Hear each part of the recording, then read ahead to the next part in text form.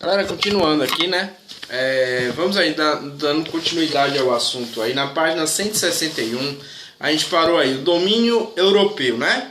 Eu vou ler e ao mesmo tempo explicando para vocês, beleza? Vamos lá, ó. Tá assim. Conforme as potências europeias avançavam sobre outros territórios, os povos nativos eram convencidos ou obrigados a assinar tratados que favoreciam economicamente os invasores. Outras vezes eram coagidos a ceder seus territórios a eles. Ou seja, na grande maioria das vezes, esse convencimento era feito a partir da força, né? A partir da ameaça, a partir da maior força armamentística que tinham os países europeus, os Estados Unidos e o Japão, né? Então era um convencimento na base da força, né? É por isso que esses países e esses nativos assinavam certos acordos que eram favoráveis aos países dominantes, né?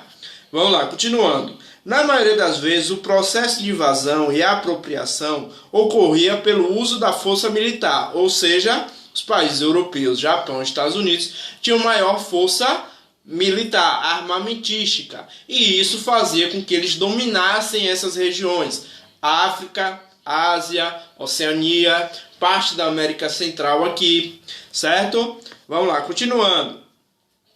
Havia grande disparidade tecnológica e de disponibilidade entre as armas produzidas pelos Estados europeus, que eram mais letais, e a dos povos da Ásia e da África. Ou seja, os europeus, principalmente, aí, tinham grande tecnologia para a produção de armas, né? Coisa que os países da África e da Ásia não tinham tanta tecnologia para isso. Por isso que a força militar dos países europeus, além de Estados Unidos e Japão, era muito maior do que esses países aí que eram dominados, certo? Vamos lá. Aspectos culturais também foram impostos aos povos da Ásia e da África, né? Ou seja, outra coisa importante da gente salientar aqui, a questão lá dos povos asiáticos e africanos, eles ocorreu uma aculturação, ou seja, se impôs a esses povos a cultura que era a cultura dos europeus, né, com principalmente a religião, né? O cristianismo foi obrigatoriamente colocado para esses países. Então isso a gente chama de aculturação, negar a cultura, né? Vamos lá.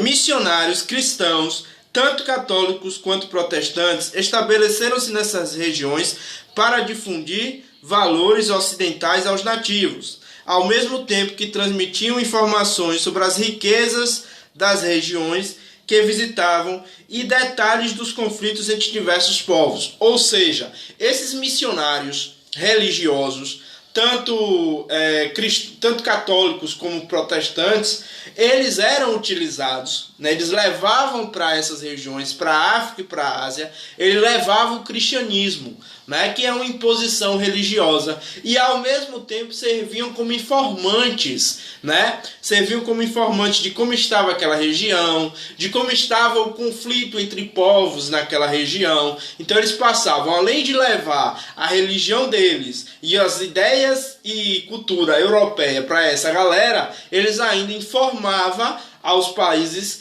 como estava a situação nessas regiões, facilitando logicamente a exploração, né?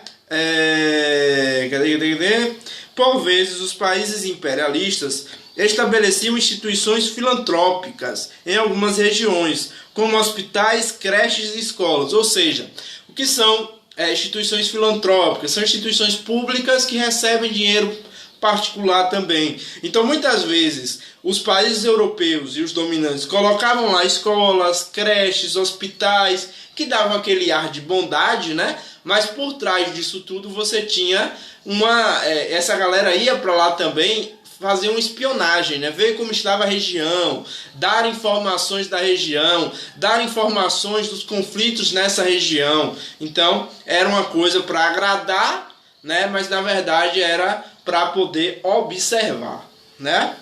Vamos lá, continuando. Com base na crença da superioridade do homem branco, europeus e estadunidenses acreditavam estar levando progresso às regiões atrasadas. É aí que entra o positivismo, gente. O positivismo, que é uma ideologia do século XIX, prega justamente isso, né? A ideia de progresso. E quem é que vai levar esse progresso para esses caras que ainda são bárbaros e selvagens, na ideia dos europeus, né? É justamente eles, né? Os europeus e os americanos dos Estados Unidos. São eles que vão levando o progresso, a civilização, a ideia de que eles são superiores e estão ajudando, né, esses outros países como África e Ásia, quando na verdade eles estão explorando e destruindo, né? Continuando aqui, gente, vamos lá, né? Continuando, teorias raciais e o imperialismo, né? Qual é a teoria racial principal que vai surgir aí? É aí que se potencializa bastante o racismo que a gente tem hoje. Essa ideia de que existe uma superioridade racial, uma superioridade étnica, quando na verdade isso não existe. Biologicamente somos todos iguais, idênticos, né? As únicas diferenças são as oportunidades de cada um. Mas biologicamente não existe superioridade biológica entre raças, entre etnias, né? Vamos lá, teorias raciais e imperialismo. Só que essas teorias diziam o contrário. Diziam que existia uma superioridade de um povo sobre o outro, né? É aí que vai surgir grandes preconceitos e grandes ideias racistas nesse período aí, né? Teorias raciais e o imperialismo. A ação imperialista consiste essencialmente na dominação de uma nação sobre outra, com a prevalência dos interesses políticos e econômicos da nação dominadora. Então, o que é uma ação imperialista? É um país mais forte militarmente, principalmente, dominar um país mais fraco militarmente. Foi o que aconteceu aí no imperialismo do século XIX, né? No entanto, essa estratégia de controle, antes mesmo de começar a ser aplicada, foi rejeitada por alguns grupos sociais. Assim, com o objetivo de alcançar o apoio popular para prosseguir com as campanhas militares, as nações imperialistas passaram a fazer uso de diversas ideologias, né? Como é que eu vou convencer aquele povo de que eu tenho que dominar ele? Essa foi a ideia dos europeus. Foi o que? Surgiam as ideologias de superioridade, né? Olha, eu sou superior a você, então eu estou indo para aí não para te explorar, mas para te ajudar. Quando na verdade os europeus estavam indo para lá para explorar como exploraram, né? E não para ajudar ninguém, não com essa ideia de progresso. Eu sou evoluído, eu vou te ajudar a evoluir. Isso foi conversa para poder, né, invadir essas regiões e dominar essas regiões, né? E aí você tem o etnocentrismo, que eu já falei para vocês, que pelo termo você de certa forma já passa a reconhecer.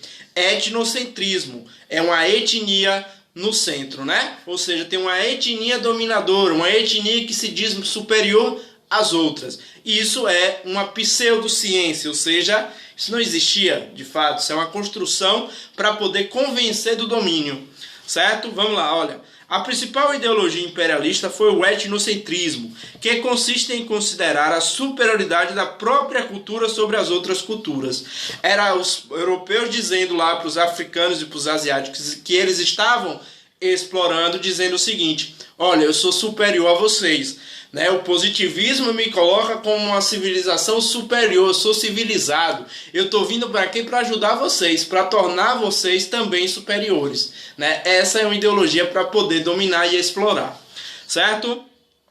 O etnocentrismo não surgiu no século XIX. A escravização de estrangeiros e prisioneiros de guerra na antiguidade está relacionada ao olhar etnocêntrico dos povos vencedores, assim como a discriminação praticada pelos romanos, que denominavam de bárbaros todos aqueles que não partilhavam da mesma cultura que eles. No entanto, foi a era moderna e na idade contemporânea que essa ideologia alcançou o seu auge. Ou seja, essa ideia de superioridade de uma etnia sobre outra já existia há muito tempo no mundo, né? Desde lá da antiguidade, lá que a gente viu lá no sexto ano, né? Grécia, Roma, aquela galera já pregava que eles eram superiores aos outros. Desde aquela época já existia o etnocentrismo, mas ele se potencializa e se espalha para o mundo inteiro a partir da idade moderna e contemporânea, principalmente a partir do século XIX, esse período que a gente está vendo aqui. Beleza?